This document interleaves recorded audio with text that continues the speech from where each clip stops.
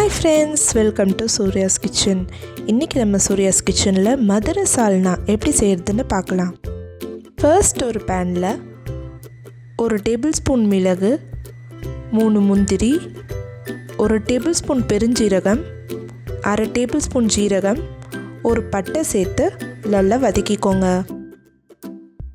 எல்லாம் நல்லா ரோஸ்ட் ஆனதும் கொஞ்சம் கருவேப்பிலை, 2 நறுக்கிய வெங்காயம் சேர்த்து நல்லா வதக்கிக்கோங்க. வெங்காயம் வதங்கினதும் 4 பல் பூண்டும் 1 டேபிள்ஸ்பூன் நறுக்கிய இஞ்சியும் சேர்த்து நல்லா வதக்கிக்கோங்க.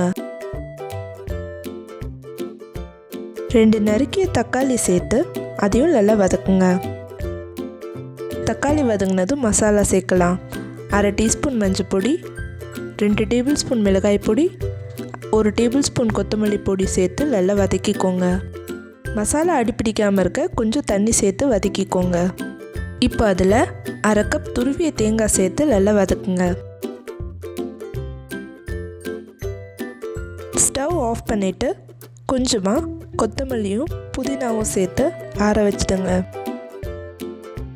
எல்லாம் ஆறினதும் தண்ணி சேர்க்காம ஒரு மிக்சர் ஜாரில் சேர்த்து நல்லா அரைச்சி எடுத்துக்கோங்க. இப்போ ஒரு கடாயில் 2 டேபிள்ஸ்பூன் தேங்காய் எண்ணெய் சேர்த்துக்கோங்க. எண்ணெய் காஞ்சதும் கருவேப்பிலையும் வெங்காயமும் சேர்த்து நல்லா வதக்குங்க. வெங்காயம் கண்ணாடி பதம் வந்ததும் அதில் தக்காளி சேர்த்து நல்லா வதக்கிக்கோங்க. நம்ம அரைச்சி வச்சுருக்கிற பேஸ்ட்டை சேர்த்து தண்ணியும் சேர்த்து நல்லா மிக்ஸ் பண்ணிக்கோங்க.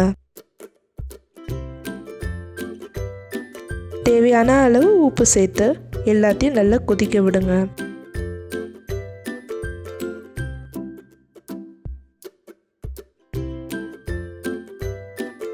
சால்னா கொதித்து வந்ததும் கொஞ்சமாக கொத்தமல்லி தூவி ஸ்டவ் ஆஃப் பண்ணிடுங்க.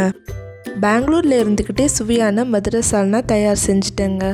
அதே மாதிரி நீங்கள் டெல்லி, பாம்பே, கல்கட்டான்னு ஏன் உலகத்தில் எந்த மூலையில் இருந்தாலும் இந்த சால்னா செஞ்சு அசத்தலாம். இந்த வீடியோ உங்களுக்கு பிடிச்சிருந்தா மறக்காமல் நாட் ஸோ பர்ஃபெக்ட் வேர்ல்டுக்கு சப்ஸ்கிரைப் பண்ணுங்கள். அறுசுவையில் இது தனி சுவை.